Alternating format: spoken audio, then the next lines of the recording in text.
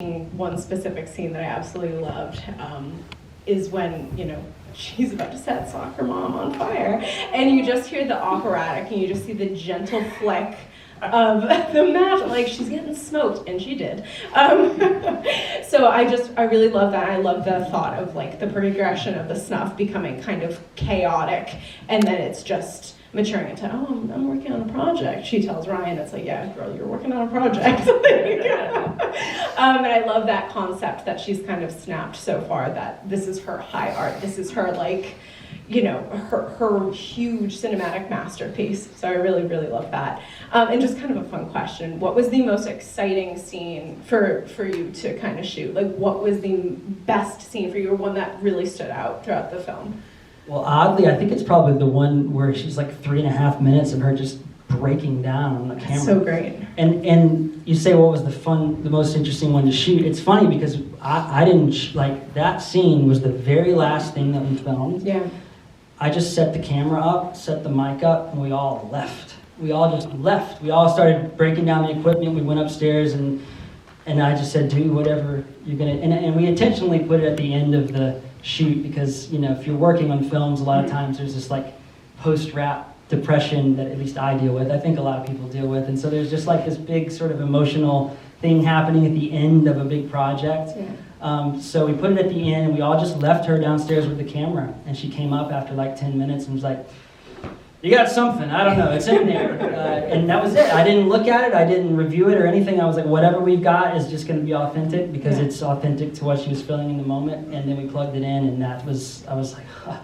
And then I handed it over to our composer, who then took it and did all that weird echoey shit that you hear in there. And that was, he just did that just playing around before we even started editing. I was like, perfect, leave it, don't touch it.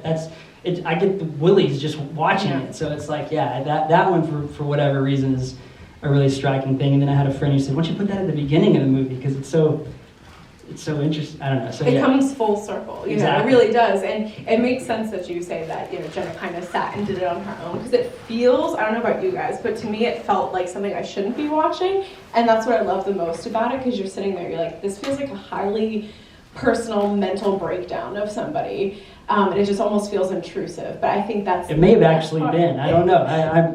She may have actually broken down. I don't know. Jenna may have just gone so far into her acting. That's something I really, really loved about that sequence, and the fact that it was implemented twice in the film. So unsettling. And the fact that it's a decent span of time, too. You're just really just watching her lose it. I mean, further than she's already lost it, but it's really, really wonderful. But yeah, Raymond, thank you so much. Does anyone have any questions for Raymond?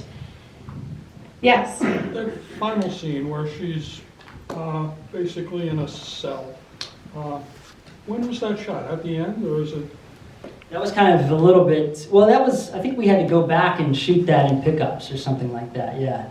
So that's just on a studio, and the flip around is. It just strikes me because I'm going to keep remembering the look on her face so long. And she blinked. We had to digitally take her blinks out because it's like a minute and a half of just pushing in on her, and she's just got to look completely gone, psychotic. And so that was one of the images that was always in my head. And you got to do this sort of like reverse Clockwork Orange and end right here. It is very Clockwork Orangey. Like, I feel like Alex Delarge would like really like that scene. I feel like he would really like it. Anybody else? Yes. Not necessarily a question, but just to let you know that I actually host a female-fronted podcast, and I was gonna give you my card. Please, yeah. Yeah, I'd love to have you guys on the show. You should talk to Jenna. Yeah, she's better than I am at this kind of stuff. I tried to get in touch with her, but give me your card. I know it. it's like that. In Brookline born. She's from Brookline. She's I from saw here. that. Her father used to write for the Globe. It's crazy, kind of the weird homecoming nature of it. We love that. We love that here at Boston Sci-Fi. Anybody else have any questions for him? Yes? Any chance of a sequel with Catherine? I have it written. I mean, I have like an outline written out. Literally, a sequel with Catherine, like Faceless After Dawn. Oh. We'll see. We'll see if people want. Awesome. Okay, everybody, thank you so much for coming. Raymond, thank you so much. Everyone, please give Raymond a hand. Thank you, everyone. I hope you enjoyed. series for the